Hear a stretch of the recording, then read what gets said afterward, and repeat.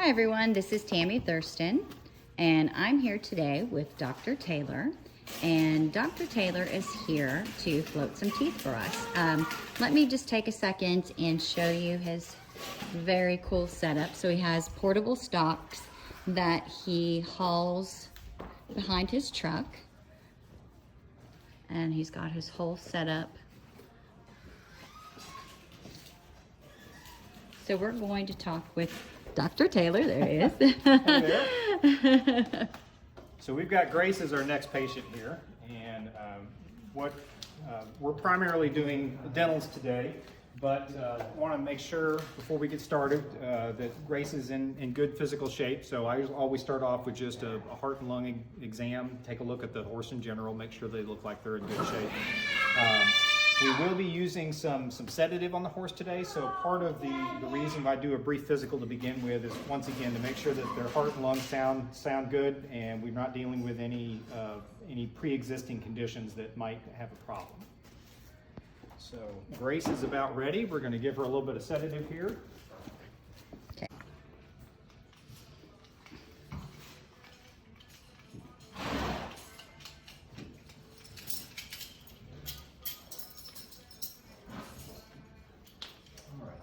So this device is a speculum, which I'm going to go ahead and place. This is going to allow me to get in there and take a look around her mouth and still keep my fingers.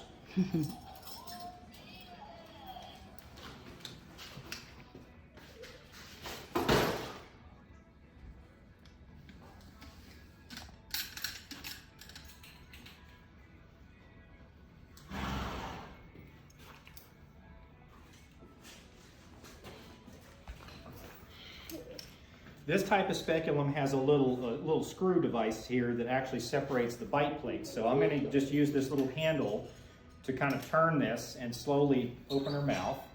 Typically on these horses, I usually just go, this is very easy right now because she's actually kind of opening her mouth by herself.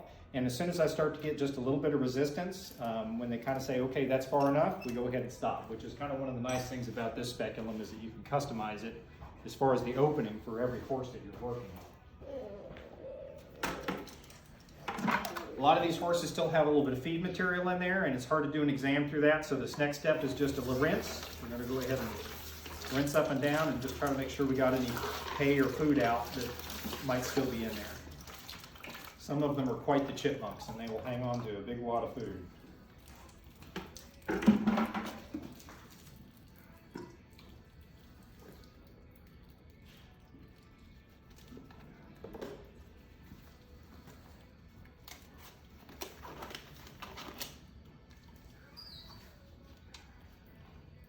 Next step is to get in here and do an exam.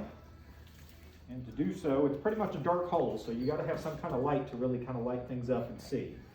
If you want to come around over my shoulder, okay, you can probably kind of take a look in and see what we got going on.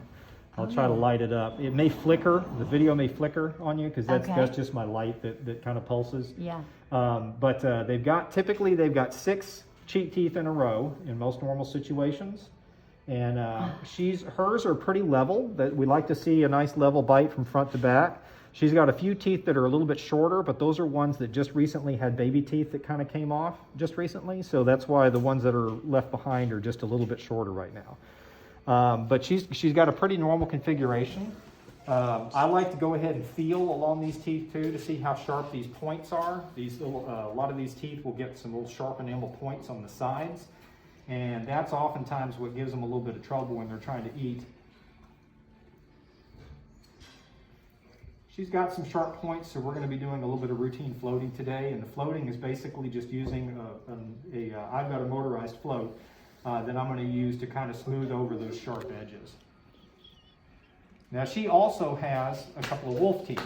And a lot of times the little wolf teeth are small teeth that sometimes will interfere with bit work. So in many cases, in younger horses, we'll go ahead and extract those wolf teeth out. So we'll go ahead and take those out as well today.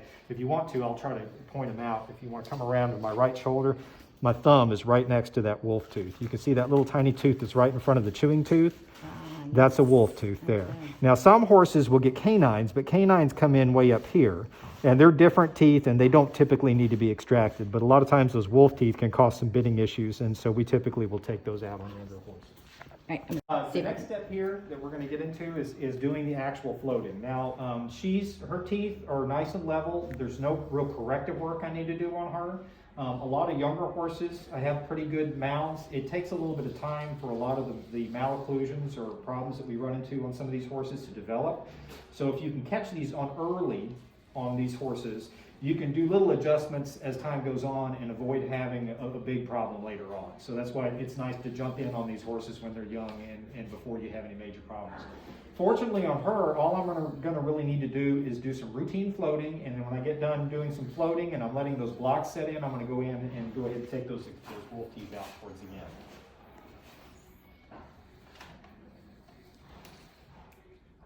This stuff is just a lubricant, kind of a slimy lubricant that I use. When I get in there and rinse their mouth out to begin with, I wash out all that saliva so things can get a little bit dry and tacky in there. So this is just to kind of let things slide around a little bit better. Now these floats they're motorized. They have a diamond grit surface here, which is really fine. It works really well to do the little bit of floating I need to do on the edges of the teeth.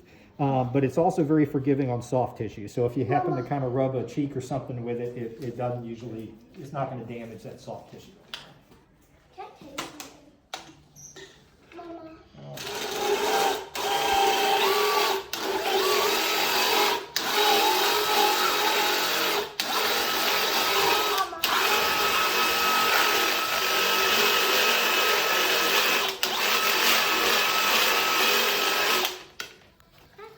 Now you can see Grace kind of bob her head a little bit when I get started in there.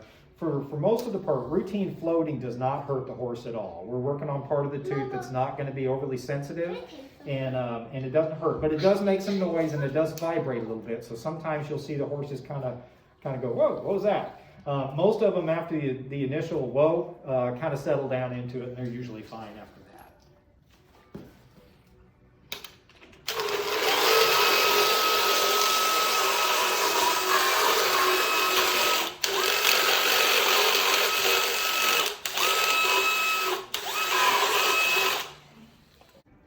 You may see a little bit of tooth dust coming out of her mouth, which is one reason I got this on, so that I don't end up breathing a bunch of tooth dust. But it does not, I have to tell people sometimes, it's not smoke, we're not burning things up in here. It's just a little bit of tooth dust as we're kind of working on things. Kind of like sawdust, if you were using a piece of sandpaper, you get a little sawdust generated. Well, when I've been to the dentist myself and had to have, so, you can actually feel the dust when they grind, yeah.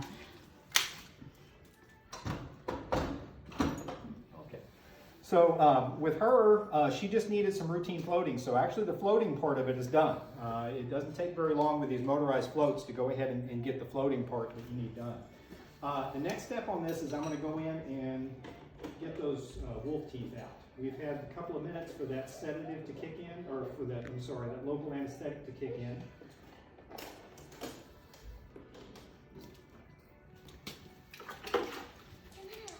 So what I'm going to do is, this is an elevator device. It's got a little concave part on it.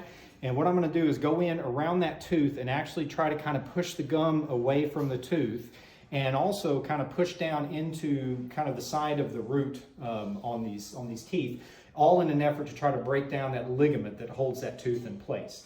Now, fortunately, on these wolf teeth, most of them are kind of small and they don't usually have real strong attachments, which is in part why they cause trouble, because they wiggle a little bit. And if you get a little pressure from the bit on one of these and it wiggles, the horses don't like that so much. So we're going to go ahead and get rid of this little tooth. It is not used for chewing at all. It is way too small to be useful. So on a horse that's not being ridden, they would never cause a problem for that horse. But on one that's being ridden, it can interfere with the bit. So we're going to go ahead and work on this. And it takes a little bit of time to kind of work around this tooth in right now. So she's probably going to feel me pushing on her a little bit, but those local blocks should help with any pain that she has from trying to loosen these teeth up a little bit. You may hear me grunting a little bit. It takes a little bit of effort to kind of work around these teeth. And they're kind of designed to stay in and not come out. And you can see her kind of bobbing her head a little bit. She does feel me pushing on her, so that's what she's kind of reacting to. But if I hadn't put those little blocks in ahead of time, she would be feeling this more, and she'd be certainly telling me she's not happy with this.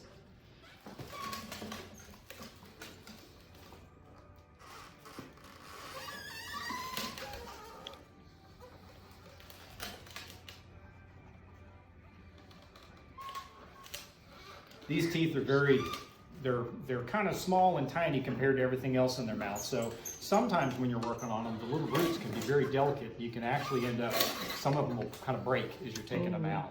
Okay. And in most cases, you can kind of get the rest of the little piece out if you have to kind of scoop it out of there.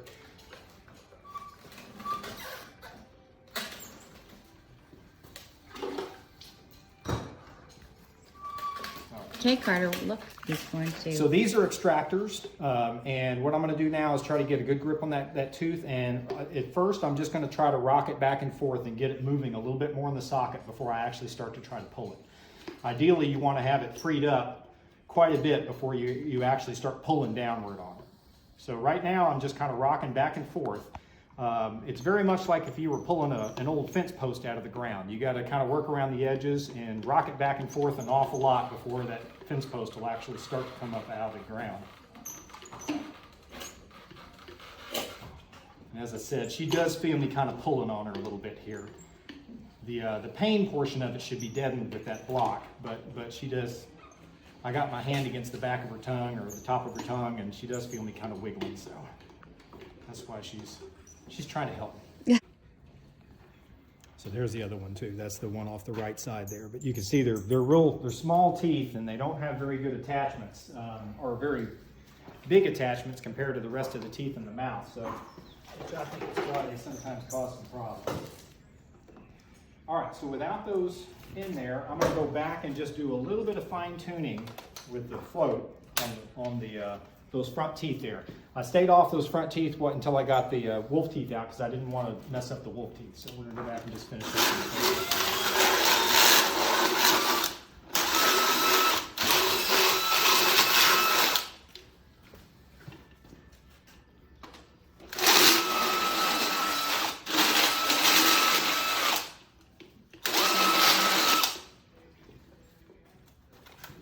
Almost done.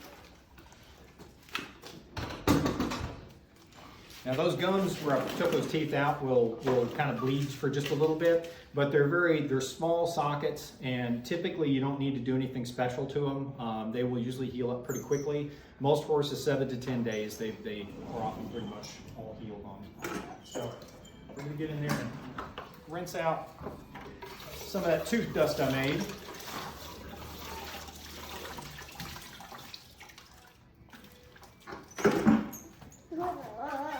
I'm going to take one last look before I take this stick in them out. Carter, watch out, buddy. All right, buddy, back up. Back up. So let her spit this out. Then typically, do you recommend to give a few days off riding? Yes. I'm sure. Yes. Now that's bit work. Now some people ride bridleless and stuff, and that's fine, but any type of bit in the mouth could potentially be in an area that might be a little bit sore. So I usually recommend a week to 10 days on most horses. If they're really big wolf teeth, I'm taking out maybe a little longer. If they're little tiny ones, a week is usually sufficient on that. And then do you recommend for any, if just a normal float, can they go right back to work the next day? Yes. As soon as the sedative is out and stuff, unless I had to do a lot of corrective work in their mouth. Sometimes if I have to do that and I change the way their teeth fit together, sometimes they might be a little bit sore for a day or two. If anyone's ever had braces, they can kind of sympathize with that anytime you get the forces changed on your mouth, you can be a little bit sore for a day or two. But routine floating or minor corrective work are usually good to go the next day. Do you do you have a clinic that people can come to, or do you generally just travel? I don't own a clinic myself, but I've got some local clinics that if I'm doing something a little bit more than I want to tackle in the field, say an extraction, a major extraction or surgery or something, I've got an agreement with some local clinics to be able to use their facilities as well as radiographs and things like that as well. But the majority of what I do is routine with a little bit of minor corrective work and along these lines. So I do travel to the farm quite a bit. Great. Thank you so much. No It was problem. really educational, and we appreciate you taking your time. No problem. Carter, can you say bye? Bye. Sign.